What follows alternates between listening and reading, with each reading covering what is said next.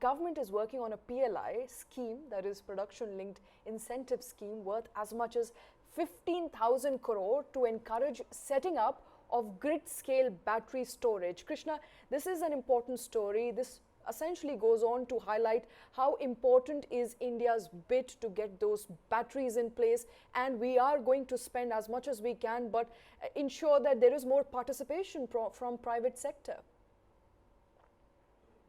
Right. This is the answer to the question you've been asking. If India wants to become an EV manufacturing hub, an electric vehicle, manufacturing hub, where is it going to get the batteries? Because you'll have to import all batteries at this stage from China and Taiwan and elsewhere. So now is a good time for India to also simultaneously develop its battery making capacity, or batteries of all kinds. I mean, I'm not talking about just batteries which power, electric cars and electric bikes. We're talking about all kinds of batteries that we will be needing. And this, in a sense, is great backward integration, if you ask me, from India's side. Even as the flashy EV cars, electric cars, electric bikes, and all the headline grabbing stuff happens with the front end of it.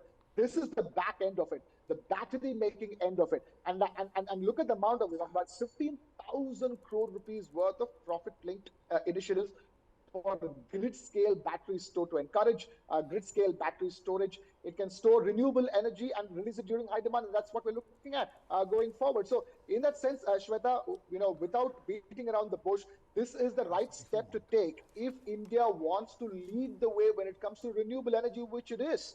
In the world, when it comes to its own solar panels, wind energy, turbo energy, in all kinds of renewable energy sectors, India has been making great progress, led by the south of India, states in South India, especially Karnataka, Tamil Nadu, Kerala have been doing great work when it comes to renewable energy. So India is a leader when it comes to implementing renewable energy policies, and this is a furtherment of that, Shweta. Krishna, if I may come in. Krishna, sometime back we had touched upon this story, and the PLIs, we had touched upon the idea that government does not have unlimited funds to basically put PLIs everywhere. Do you think the government in promoting electric mobility has identified just the right place to put the money in to basically give a thrust to electric mobility in India in batteries and not other basically vehicles or engines or whatever? Do you think it has just touched the right thing?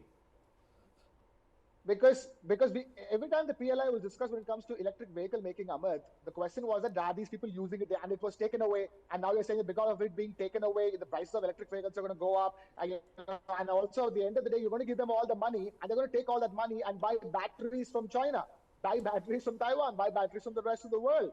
So clearly, instead of putting money into the hands of the EV makers, electric vehicle makers, so that they can use that money to buy batteries from abroad, India is now taking this one step back and then making the batteries itself, so that like the SOPs that the electric vehicle makers need will be lesser, because we have a 15,000 crore rupee worth of profit linked initiatives for people to set up battery making facilities. Any battery that you ever want in the world will be available right here in India. So I think that's the plan here, Amit.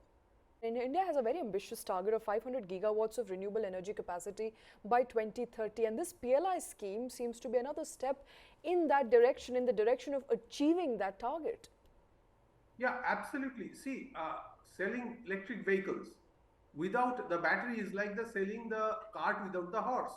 Both have to come together. Now, in EVs, it's very clear that the battery is the most critical part.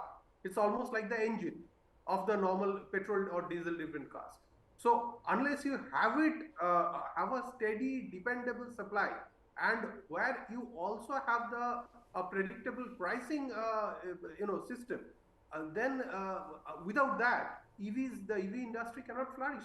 So it's extremely important that we have a very domestic, stable, and dependable supply of batteries that will, remove the necessity of depending upon countries like China for the supply of these. Just look at what happened in the semiconductor chips, or is still happening.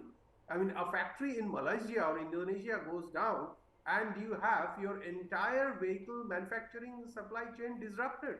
So if you have these critical components manufactured in your country, obviously it it makes your downstream industries immune from such shocks. That's one. And secondly, you also generate a lot of employment. Very simple. And thirdly, which is the most important part, the country also progresses towards a greener and better future. So you actually earn a lot of brownie points on a lot of fronts.